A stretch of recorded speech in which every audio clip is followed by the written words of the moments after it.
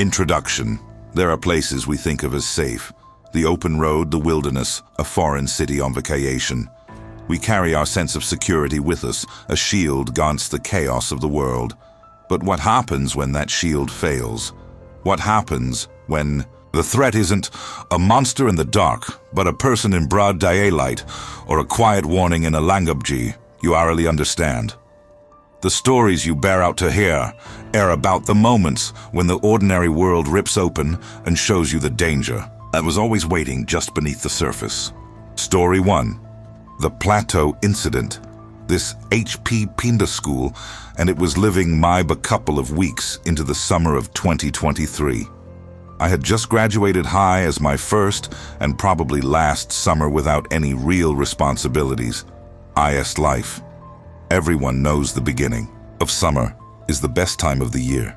In Wyoming, there's this tradition where new graduates drive way out into the plateaus and go rock climbing. It's a rite of passage, celebrating freedom by doing something that requires a little skill and a lot of nerve.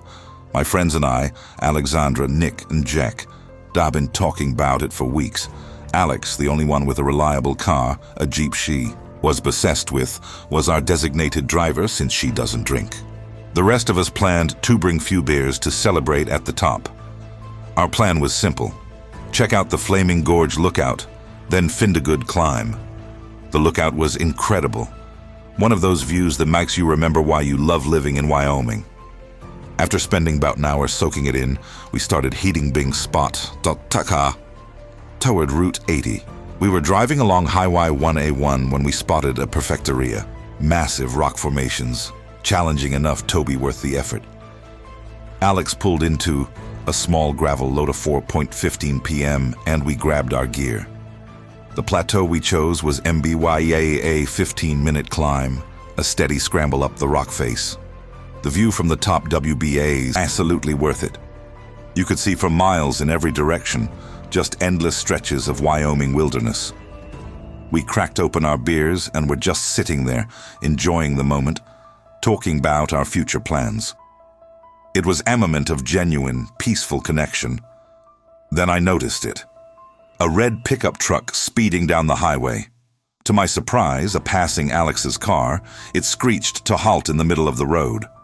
I kept watching, as it started reversing right. There in the middle of the highway, the four of us got quiet, all wondering what the truck way.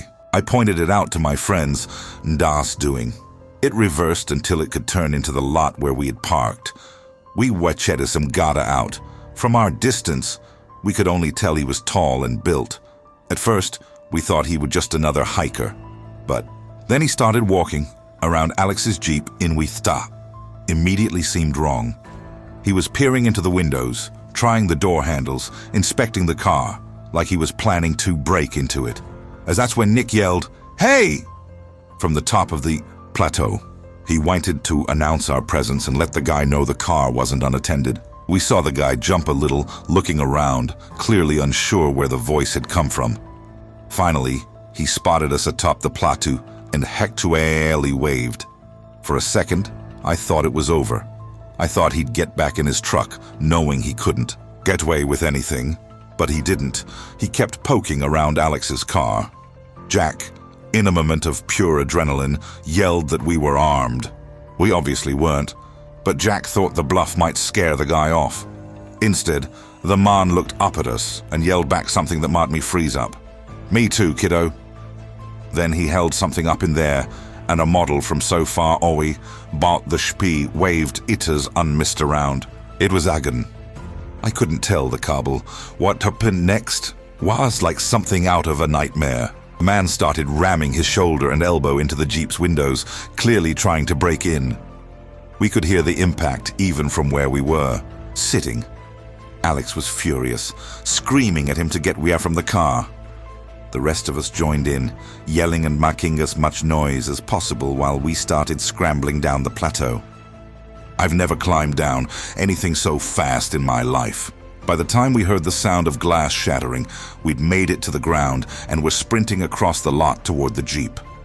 The man saw us coming and yelled for us to stop, pointing the gun directly at us. We had no choice but to stop and put our hands up. The man told us to throw our phones and wallets on the ground, which we did without hesitation. Then he ordered us to walk backward while he collected our stuff, keeping the gun trained on us the entire time. I was close enough now to get a good look at his face. He was an older white guy, MBI in his 50s, with a scraggly beard and kind of features. Nothing particularly distinctive, which was frustrating, because I knew it would be impossible to identify him among a group of generic-looking white men. After collecting all of our belongings, he pulled out a knife and punctured one of Alex's tires. Then, he walked back to his pickup truck, which I noticed didn't have any license plates, and the dad drove off without another word. Alex was livid. I was mostly scared from being held at gunpoint, but if I were in her shoes, I'd be furious as well. Not only had this guy robbed us and damaged her car, but he'd taphones and disabled the Jeep. We were stranded in the middle of nowhere, on Rijeka 11 in Wyoming, with no Huawei to call for help. Jacars fast soon I changed the tire as fast as possible. Once we were back, she could in the direction the pickup HD gone. After that, ack on the road, Alex drove it, he was long gone. We GVE up AA soon as we got to Alex's house. We used her mom's phone to call the Sweetwater County Sheriff's Department. We GVE thema a description of the MNA and his truck, but without license plates or any other identifying information, there wasn't much they could do except keep an eye out. We never heard anything back from the police. As far as I know, the guy was never caught. It completely ruined what should have been one of the best days of our summer. I don't think any of us felt safe going out to remote areas like that for at least a few months. I still wonder about that guy. I wonder if he was just a random thief, or if he was waiting there specifically for someone to show up. I never found out. I just know that the moment he yelled, "Me too, kiddo," he didn't just steal our wallets, he stole our sense of safety. And that's something the police can't file a report on. Story 2, the Los Lunas Warning. My name is Sophia. This happened 3 years ago, in the summer of 2022, when I was 19. My older brother, Luke, had just graduated from college in California, and we were driving cross-country BCK home to New Jersey. Luke insisted on renting a U-Haul, not huge one, a boutique enough that I felt like we were driving a small moving truck across the country. It was a classic post-graduation move, trying to save money wherever he could. The trip itself was supposed to be a summer vacation. We took the scenic route along the southern edge, hitting Zion and the Grand Canyon. It was amazing. But before we left, our parents and every travel forum we looked at had the same warning. Be careful in New Mexico. It wasn't that the whole STT was dangerous, but there were stories about scams targeting travelers and sketchy situations in the more remote desert areas. Our dad specifically told us not to stop there unless we absolutely had to. Luke and I agreed. We'd fill up in Arizona, Texas. It seemed like a reasonable plan. Drive straight through and stop gain once we hit. But somewhere in the remote stretch of New Mexico, our plan fell apart.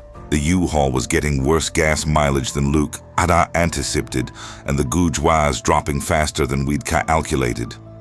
We started looking for the next gas station. According to our GPS, it was still about 40 miles away. The gaswater tank and Luke was getting nervous. Huge along the high was already bay, but lower he pulled over to check the and that's when we realized we didn't really have our choice. He found a small town about 10 miles off the highway that had a station. It was called Los Lunas, one of those tiny, blink-and-you'll-miss-it places that looked like it had changed since the 1950s. The gas station was even smaller. Just a single pump and a tinny convenience store attached to it. And it was already getting dark, and the whole place had a really unsettling vibe. I remember thinking, is exactly Dee warned us about. We pulled up to the pump, and Luke got out to start filling up the U-Haul. I stayed inside the truck, keeping an eye on our surroundings. The convenience store was closed, and the only other person around was Ammon sitting on bench outside the store, smoking a cigarette. He was staring at us, and I immediately felt uneasy. Luke finished filling up the tank and came back to the truck. As he WMN on the bench stood up and started walking toward the U-hand, locked the doors immediately. As walking back, Thial, Luke got in the truck. The MN while the window down just stalked right up to the driver's side window and started tapping on it. Luke rolled a crack. The man said, "You guys look lost. Need any help?" Luke said, "No, we're fine, just filling up." The man smiled. "'Bout here." Then he wouldn't reach his eyes. He said, "You got a long walk back to his bench and sat down, still staring to go. Be careful at us." We drove off as fast gain until we hit Texas. As we could, not even bothering to check the oil or tires. We didn't stop. We never found out who the man was or what he wanted. Was he genuinely trying to help? Or was he part of the scams targeting travelers that we had read about? The whole encounter left us both feeling incredibly unsettled. It was a stark reminder that sometimes the scariest things are the ones that seem the most mundane, the ones that just whisper a warning and then disappear, leaving you to wonder what you just avoided. Story 3. The Rijeka restaurant, mine APS. We ham is an Barator name. I been traveling for Abbas on a backpacking trip through Europe with my girlfriend month, hitting all the major spots like Rome, Venice, and Paris. Our last stop was Croatia. We started in Split and Dubrovnik, which were incredible, even on our tight budget. We were looking for the authentic experience, so we decided to go to Rijeka, our port city, on the northern coast. It definitely wasn't a popular tourist spot. Walking around, PS and I were clearly some of the only foreigners in the entire town. We kinda loved it.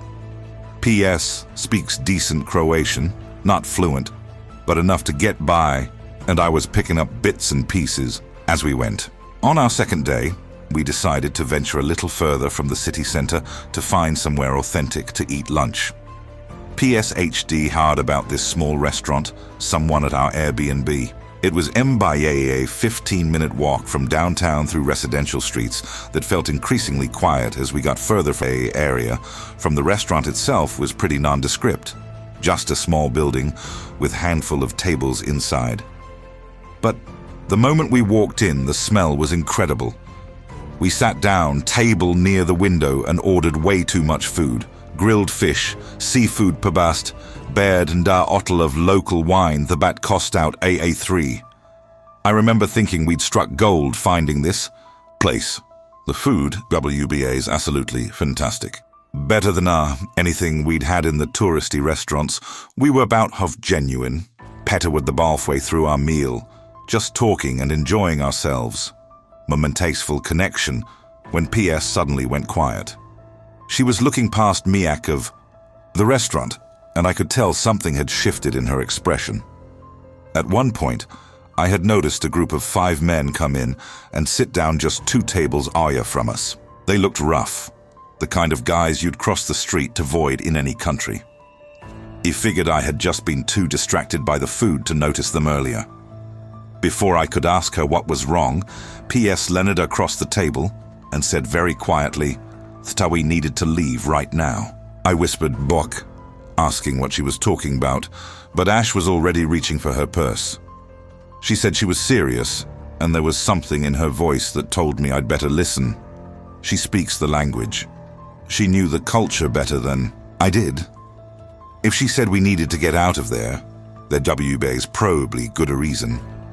I pulled out a handful of coon bales and threw them on the table, way more th cost, and I followed her toward the door.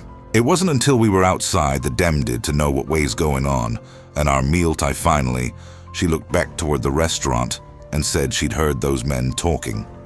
They were discussing what they were going to do to us, to her specifically. Her voice was shaking a little, which scared me more than anything else. She said she heard them say they'd separate us first, and some guy named Luca would know what to do. She told me she got the impression that what they were discussing was routine as opposed to fantasy. I believed her. That's when I made the mistake of looking BCK toward the restaurant. All 5 men were standing outside now, and they were definitely watching us, not even trying to sutlaba out it. The moment they saw me looking, they started walking in our direction. I grabbed her Honda and told her they were following us. Without another word, we both started running. Not jogging, not walking fast, full-on sprinting BCK toward the city center. The problem was, we were a lot further from downtown than I'd realized, and the streets between us and safety were mostly empty residential blocks. I could hear footsteps behind us, and when I glanced back, all 5 men were chasing us now. They weren't even pretending anymore. They were just straight up pursuing us through the streets. It was downright terrifying. We ran for what felt like forever, turning down random streets. Finally, after my beaten minutes of the most intense running of my life, we started seeing other people on the sidewalks and hearing traffic. The men stopped chasing us as soon as we hit the buceria. I looked back one more time and saw them just standing there, maybe 2 blocks behind us, watching us, but not coming any closer. It was like they knew they couldn't do whatever they'd been planning once there were witnesses around. We found cafe in the main square and sat down, trying to process what had just happened. That's when this older Croatian guy at the table next to us, who must have overheard us talking in English, leaned over and asked if we were okay. When we explained what had happened, he just shook his head and called us idiots. He said tourists shouldn't wander around alone in the part of the city. Then PS described the restaurant we'd been to, and the guy's expression got even more serious. What he told us literally made me dizzy. He said we'd basically walked into Nona hangout for local criminals, that the place was connected to some kind of organized crime group that operated in Rijeka. He seemed genuinely concerned for us. We'd narrowly avoided something really bad. I mentioned notifying local authorities, and he just laughed, but he didn't elaborate further. We didn't linger much longer. We got up and headed straight back to our Airbnb. The rest of Boar trip was basically ruined. We were too spooked to leave our room, except to grab food from places right in the city center. Looking back, I'm incredibly grateful that PS had the presence of mind to get us out of there when she did. If she hadn't understood what those men were saying, or if she'd assisted even a little bit, I don't know what would have happened to us. I still wonder about. I just know that the DT guy, Luca, I still wonder what their routine was. I never found and Rijeka something for both of us. It was a stark reminder that sometimes the most dangerous thing you can do is assume you're safe, in place. Unfamiliar conclusion. These stories are a testament to how quickly the veil of safety can be torn away. Whether it's a remote plateau in Wyoming, a lonely gas station in New Mexico, or a quiet restaurant in Croatia, the threat is often not the supernatural, but the human element, the calculated, cold-blooded violation of our trust and our security. We rely on the mundane to keep us safe, but these narrators learned the hard way that the most terrifying things are the ones that happen when you least expect them, in the places you thought were protected. And the worst part? The questions linger. Was the man in Los Lunas a warning or a threat? Will the man on the plateau ever be cut? What was Luca's routine? We never find out. And that is the true horror.